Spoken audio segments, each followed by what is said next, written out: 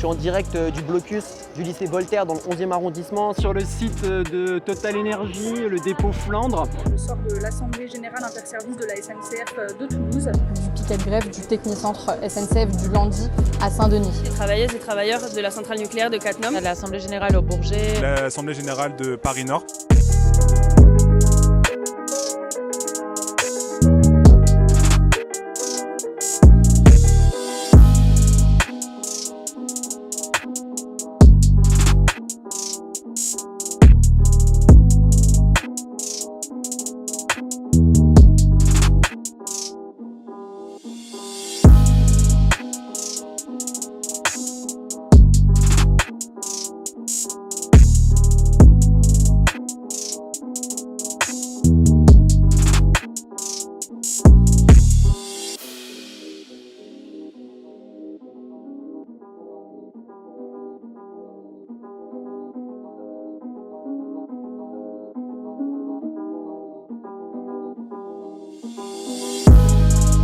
Salut, c'est Gaëtan de Révolution Permanente et ouvrier dans la sous-traitance aéronautique. Je suis en direct de la manifestation toulousaine qui, comme dans les autres villes, est beaucoup plus suivie que la grève du 29 septembre. Aujourd'hui, les raffineurs et les raffineuses, ils ont mis au devant de la scène la question des salaires, la question de l'inflation dans le pays, mais aussi ils ont posé la question de l'extension à d'autres secteurs. Ils ont eu le courage de commencer en fait ce mouvement. Ce matin, j'étais avec les travailleuses et les travailleurs en vrai de Arkema et de Total qui étaient en grève, qui étaient en train de bloquer leur plateforme. Au même moment, juste à côté, il y avait le Novotel en vrai et donc les femmes de chambre, les réceptionnistes et aussi les cuisiniers qui étaient en grève et qui revendiquaient aussi des augmentations de salaire. Parce qu'on l'a vu aussi avec les géants de l'énergie, pendant que Total, ExxonMobil, etc.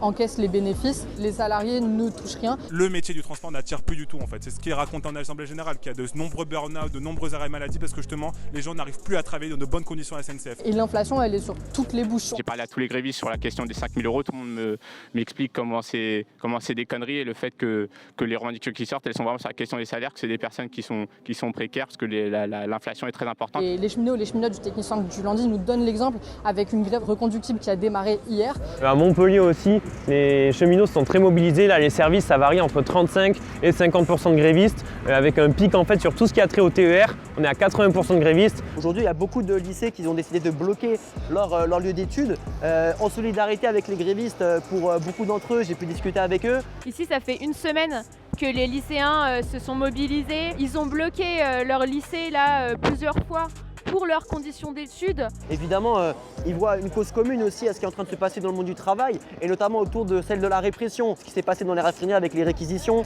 dans les lycées aussi, l'État envoie ces mêmes chiens de garde, cette même police en fait pour faire taire la mobilisation. On est également sur un site qui a subi de plein fouet la répression syndicale puisqu'il y a eu des réquisitions sur ce site. Des travailleurs ont été interpellés par la police chez eux, devant leur famille, devant leur voisinage pour qu'on les ramène de force travailler.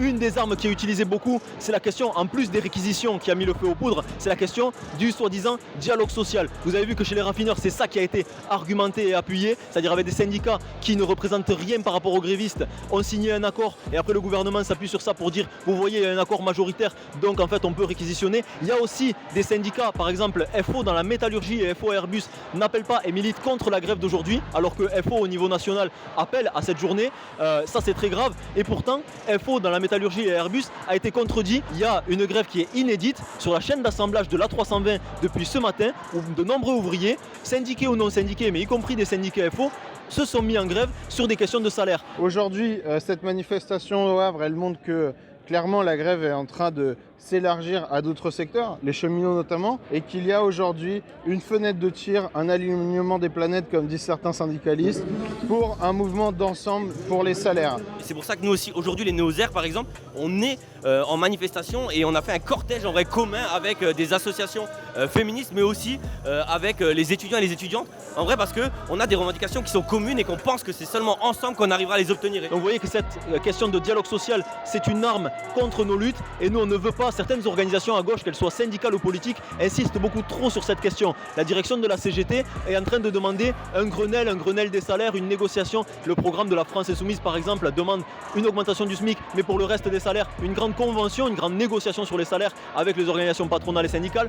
Tout ça en fait, c'est pas la perspective qu'on porte. Nous on fait campagne, comme vous le savez, pour un rapport de force de l'ensemble de notre classe, pour imposer une augmentation de salaire, 400 € minimum pour sortir la tête de l'eau, et une indexation des salaires sur l'inflation pour qu'on ne soit pas condamné à lutter pour les salaires et que ça soit bouffé par l'inflation juste après. Ça serait une grande conquête pour notre classe. Voilà, c'est quelque chose que je voulais dire en fait dans cette manif, et aux prochaines manifs, aux prochaines grèves, on se reverra sûrement.